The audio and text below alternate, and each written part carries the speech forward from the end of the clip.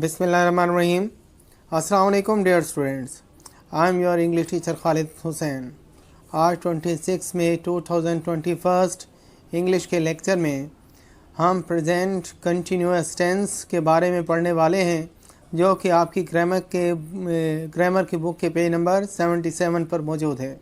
तो आप अपनी बुक का पेज नंबर 77 खोल लीजिए और इस पढ़ाए जाने वाले टेंस को बगौर समझने की कोशिश कीजिए। तो चलिए आगाज़ करते हैं।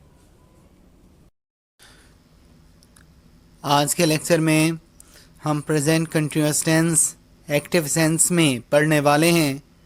तो आइए सबसे पहले इस टेंस का तारुफ कर लेते हैं। मौजूदा ज़माने में किसी काम का करना या होना जारी हालत में पाया जाता है, यानी ऐसा ज़माना, ऐसा टेंस जिसमें किसी काम का करना या होना जारी हालत में पाया जाए, वो प्रेजेंट कंटिन्यूअस टेंस कहलाएगा। इसके बाद इस टेंस की निशानी क्या होगी, इसे हम कैसे पहचान करेंगे। उर्दू फ़िक्रात के आखिर में आम तौर पर रहा है, रही है, रहा हूँ, रहे हैं वगैरह आता है। जैसा कि एग्जाम्पल में दिखाया गया है, कुआं चल रहा है। अगर आप गौर करें तो इस सेंटेंस के आखिर में रहा है का ज़िक्र आया है, लिहाजा ये प्रेजेंट कंटिन्यूअस टेंस का सेंटेंस हुआ। इसके बाद हम फ़िक्रे की बनावट की तरफ आते हैं, यानी सेंटेंस के स्ट्रक्चर को देखते हैं। सबसे पहले हम सब्जेक्ट लिखेंगे। सब्जेक्ट के बाद इज़ एम आर को हम सब्जेक्ट के मुताबिक इस्तेमाल करेंगे, यानी अगर सब्जेक्ट सिंगुलर होगा तो इज़, सब्जेक्ट आई होगा तो एम और सब्जेक्ट प्लूरल होगा तो आर, जिसकी तफसील नीचे दी गई है और हम इसके बारे में पढ़ेंगे।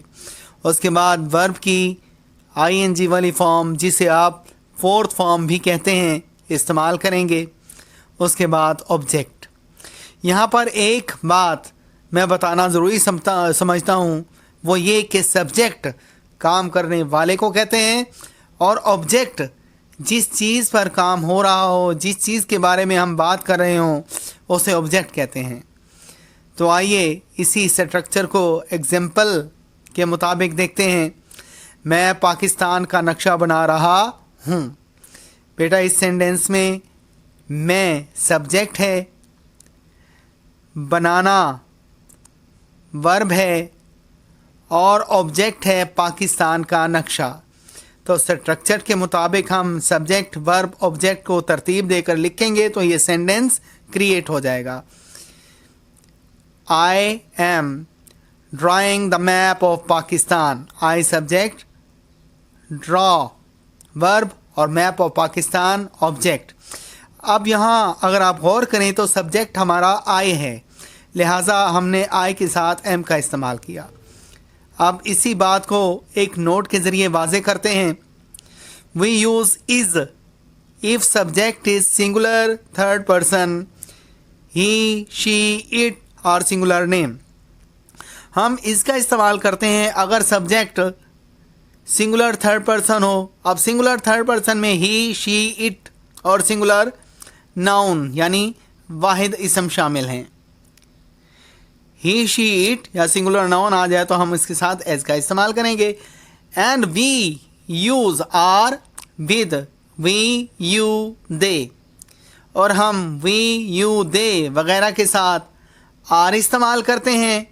एंड प्लूरल नाउन, और अगर जमा इसम आ जाए, प्लूरल नाउन आ जाए तो उसके साथ भी हम आर इस्तेमाल करते हैं। And am if subject is I, और अगर हमारा सब्जेक्ट आई हो तो हम इसके साथ एम इस्तेमाल करते हैं। इसी बात का ख़ुलासा या इसकी समरी कुछ इस तरह से हम बयान करेंगे कि अगर ही, शी, इट और सिंगुलर नाउन सब्जेक्ट हो तो इज़ इस्तेमाल करेंगे, अगर सब्जेक्ट वी, यू, दे या प्लूरल नाउन हो तो आर इस्तेमाल करेंगे उसके साथ, और अगर सब्जेक्ट आई हो तो इसके साथ हम एम का इस्तेमाल करेंगे। जी बेटा, तो अब इस टेंस की एग्जांपल्स को सॉल्व करते हैं। फर्स्ट एग्जांपल है, पुलिस कातिल के पीछे भाग रही है। इस सेंटेंस में पुलिस सब्जेक्ट, पीछे भागना वर्ब और कातिल ऑब्जेक्ट है। The police is running after the murderer. यहाँ पर एक बात गौरतलब है, क्योंकि पुलिस यहाँ पर सिंगुलर है, लिहाजा इसके साथ हमने इसका इस्तेमाल किया। ये कलेक्टिव नाउन के तौर पर इस्तेमाल की जा रही है, जो कि सिंगल यूनिट का तासुर दे रही है, लिहाजा इसके साथ हम इज़ का इस्तेमाल करेंगे। नेक्स्ट है, अमजद घड़ी को चाबी दे रहा है। अमजद सब्जेक्ट, चाबी देना वर्ब और घड़ी object. Amjad is winding the watch. इस सेंटेंस में भी देखें अमजद क्योंकि सिंगुलर है, लिहाजा इसके साथ हम इज़ इस्तेमाल कर रहे हैं। थर्ड एग्जांपल देखिए, अमीर आदमी खैरात दे रहा है। इस एग्जांपल में अमीर आदमी सब्जेक्ट और खैरात देना वर्ब और ऑब्जेक्ट इस सेंटेंस में मौजूद नहीं, लिहाजा ऑब्जेक्ट को हम ट्रांसलेट करते हुए नहीं लिखेंगे। The rich man is giving away arms. The rich man is giving away arms. Arms बेटा कहा जाता है खैरात को। The rich man is giving away the arms. यहाँ पर भी देखें रिच मैन क्योंकि सिंगुलर है, लिहाजा इसके साथ हमने हेल्पिंग वर्ब इज इस्तेमाल किया। नेक्स्ट एग्जांपल देखते हैं, बच्चे मेंढकों पर पत्थर फेंक रहे हैं। इस सेंटेंस में सब्जेक्ट बच्चे, पत्थर फेंकना वर्ब और मेंढक जो है वो ऑब्जेक्ट है। The children are throwing stones at the frogs.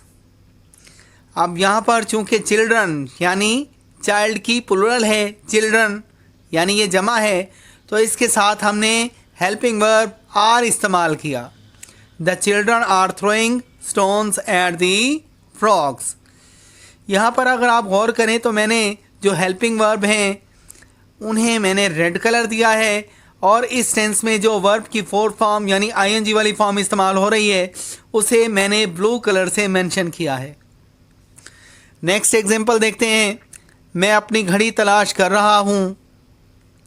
I am looking for my watch. मैं इसमें सब्जेक्ट, तलाश करना वर्ब और घड़ी ऑब्जेक्ट। आई क्योंकि हमारे पास सिंगुलर फर्स्ट पर्सन है, थर्ड पर्सन होता तो इज लगाते। आई क्योंकि हमारे पास सिंगुलर है और फर्स्ट पर्सन है, आई के साथ हम एम इस्तेमाल करते हैं, तो लिहाजा सेंटेंस जो बनेगा वो होगा I am looking for my watch. जी बेटा, तो अब इसी टेंस के नेगेटिव सेंटेंसेस को देखते हैं।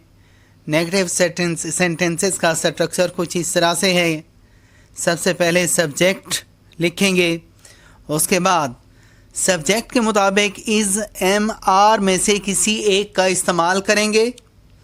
जैसा कि पहले बयान कर चुका हूँ, अगर सब्जेक्ट सिंगुलर थर्ड पर्सन होगा तो इज़ इस्तेमाल करेंगे, अगर सब्जेक्ट आई होगा तो एम, और अगर subject we you they are यानी प्लूरल नाउन होगा तो हम उसके साथ आर इस्तेमाल करेंगे। उसके बाद नॉट का इजाफा करेंगे, फिर वर्ब की आईएनजी वाली फॉर्म जिसे आप फोर्थ फॉर्म कहते हैं को इस्तेमाल करेंगे, उसके बाद ऑब्जेक्ट।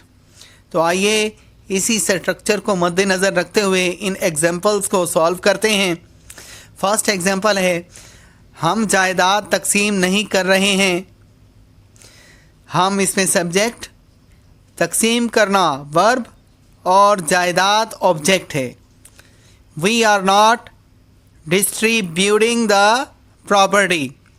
अब क्योंकि सब्जेक्ट यहाँ पर वी है तो इसके साथ हमने हेल्पिंग वर्ब आर का इस्तेमाल किया। नेक्स्ट एग्जांपल है, वो जुलूस की क़यादत नहीं कर रहा है। नहीं यहाँ पर नेगेटिव सेंस को जाहिर करता है। वो जुलूस की क़यादत नहीं कर रहा है। He is not leading the rally. वो इसमें सब्जेक्ट हुआ, क़यादत करना वर्ब और जुलूस object. He is not leading the rally। जी बेटा, थर्ड एग्जाम्पल को देखिए, गवर्नर जलसे की सदारत नहीं कर रहा है। The governor is not presiding over the meeting. Governor यहाँ पर सब्जेक्ट, सदारत करना वर्ब और जलसा ऑब्जेक्ट। अब क्योंकि गवर्नर यहाँ पर सिंगुलर है लिहाजा हमने यहाँ पर इसका इस्तेमाल किया। फोर्थ एग्जाम्पल को देखिए, औरत मदद के लिए नहीं पुकार रही है। औरत सब्जेक्ट, पुकारना वर्ब और मदद यहाँ पर ऑब्जेक्ट है। The women is not crying for help.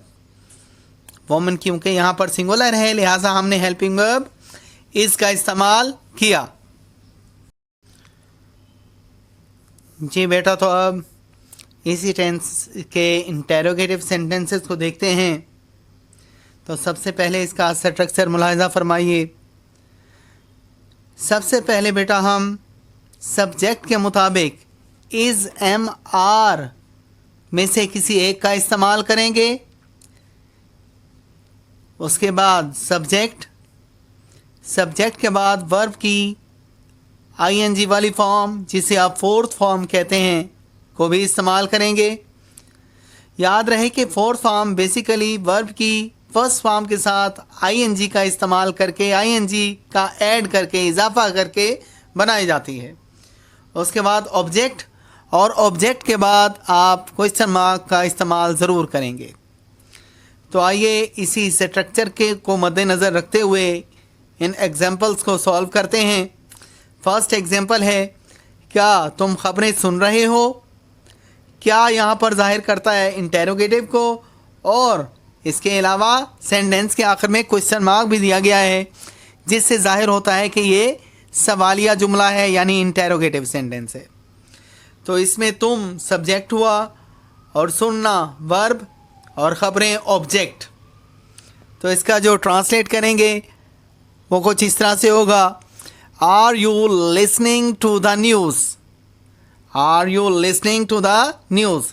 यहाँ पर क्योंकि सब्जेक्ट हमारे पास यू है तो यू के साथ हम आर का इस्तेमाल करते हैं, और इंटेरोगेटिव होने की वजह से हम सब्जेक्ट से पहले आर लिखेंगे, जैसा कि स्ट्रक्चर में दिखाया गया है। उसके बाद नेक्स्ट एग्जांपल देखते हैं, क्या तुम्हारी घड़ी रोज़ाना 5 मिनट पीछे रह रही है। तुम्हारी घड़ी सब्जेक्ट,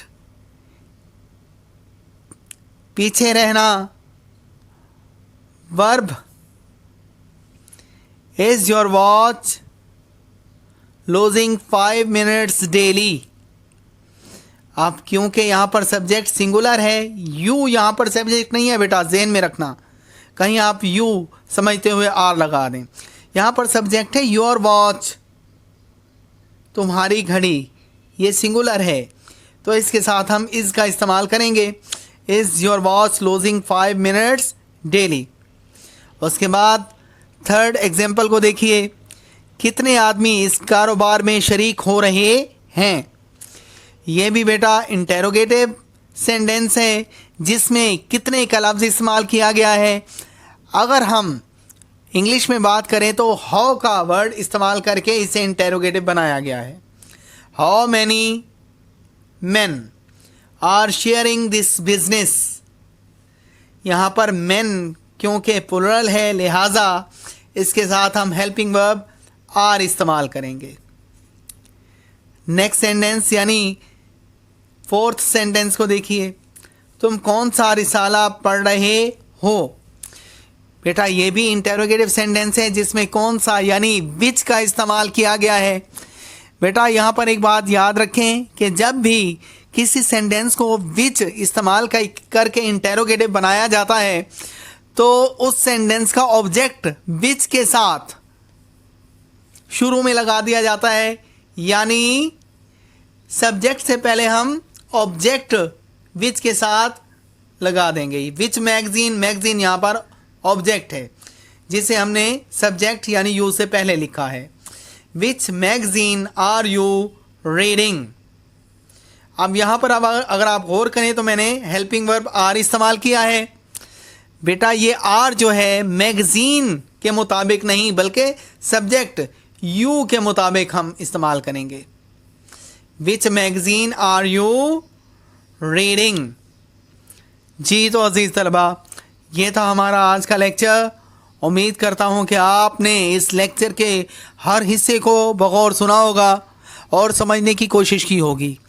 इसके बावजूद अगर आपके जहन में किसी किस्म का कोई सवाल हो या कोई बात समझ ना आई हो या कोई इबहाम हो तो आप मेरे नंबर पर मुझसे रब्ता कर सकते हैं। इंशाअल्लाह I will satisfy you. Thank you.